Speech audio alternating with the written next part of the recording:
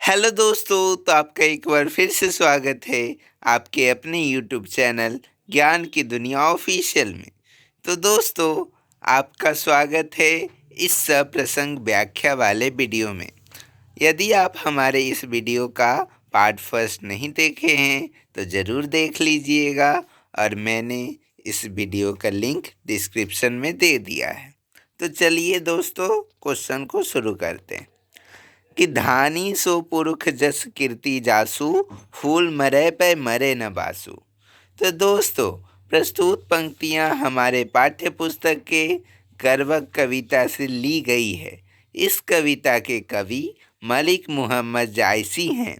इन पंक्तियों में कवि कहते हैं कि जिस प्रकार फूल के मर जाने के बाद भी उसकी सुगंध नहीं मरती है, उसी प्रकार वे पुरुष धन्य हैं जिनके मर जाने के बाद भी उनका यश और पराक्रम इस संसार में विद्यमान रहता है। तो दोस्तों, आशा करता हूँ कि आप इसे समझ गए होंगे। अगला क्वेश्चन है दोस्तों कि जागिए ब्रजराज कुंवर, कवल कुसुम फूले, कुमुद बृंद संकुचित भय, भृंगलता भले। तो प्रस्तुत पंक्तियाँ हमारे पाठ्य पुस्तक के पद शीर्षक कविता से ली गई है। इस कविता के कवि सूरदास हैं।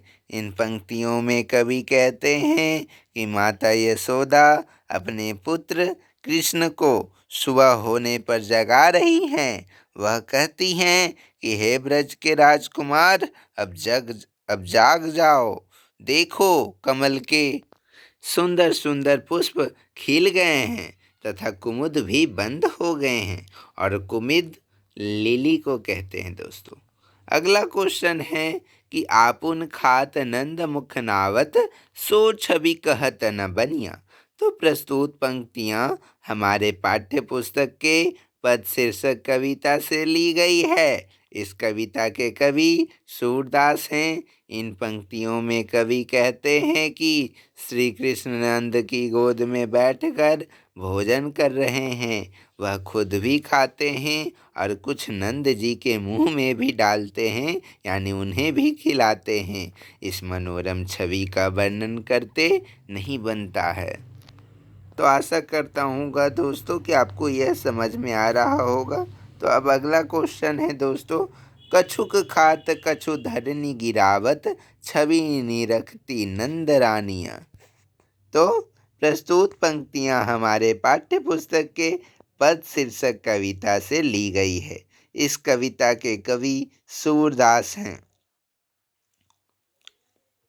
इन पंक्तियों में कवि कहते हैं कि श्री कृष्ण नंद की गोद में बैठकर भोजन कर रहे हैं। वे कुछ खाते हैं, कुछ धरती पर गिराते हैं तथा इस मनोरम दृश्य को नंद की रानी अर्थात माँ यशोदा देखकर प्रसन्न हो रही है। तो अगला क्वेश्चन है दोस्तों, दिन सब अंगहीन छीन मलिन अधि अधाई, नाम लय भरे उदर एक प्रभु दासी कहाई। तो प्रस्तुत पंक्तियाँ हमारे पाठ्य पुस्तक के पद शीर्षक कविता से ली गई है। इस कविता के कवि तुलसीदास हैं। इन पंक्तियों में कवि तुलसीदास सीता को माँ कहकर संबोधित करते हुए कहते हैं कि हे माँ, प्रभु को कहना कि आपकी दासी का दास बहुत ही दीन दशा में है। उसके अंग भी अब ठीक से काम नहीं कर रहे हैं। वह बहुत दुर्बल है तथा स्वच्छ भी नहीं रहता है। वह पूर्णतः पापों में लिप्त है और आपके नाम का स्मरण करता हुआ किसी प्रकार से अपनी उदर को भरता है, यानी अपनी पेट को भरता है।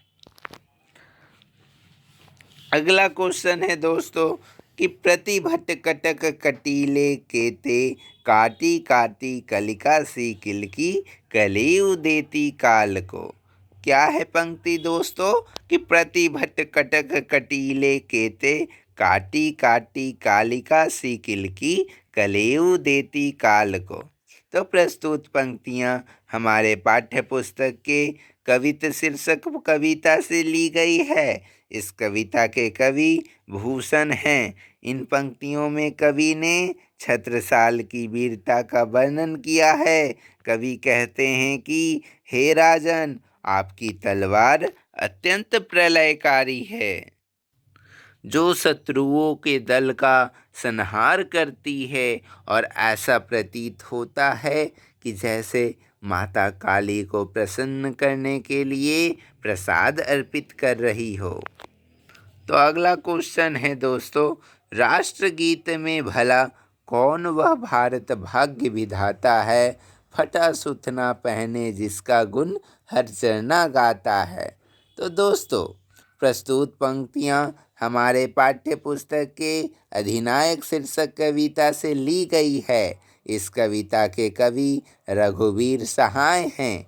इन पंक्तियों में कवि कहते हैं कि पता नहीं राष्ट्रगीत में वह भाग्य विधाता कौन है, जिसका गुणगान फटा सुथना पहने हर चरना कर रहा है। इस लोकतांत्रिक व्यवस्था में भी पता नहीं किसका गुणगान किया जा रहा है। तो दोस्तों, यदि आपको यह वीडियो समझ में आ गई हो तो इस वीडियो को लाइक, शेयर और इस वीडियो पर एक प्यारा सा कमेंट ज़रूर करें, और साथ ही हमारे यूट्यूब चैनल ज्ञान की दुनिया ऑफिशियल को सब्सक्राइब करें और ज़्यादा से ज़्यादा शेयर करें। धन्यवाद। आपका दिन मंगलमय हो।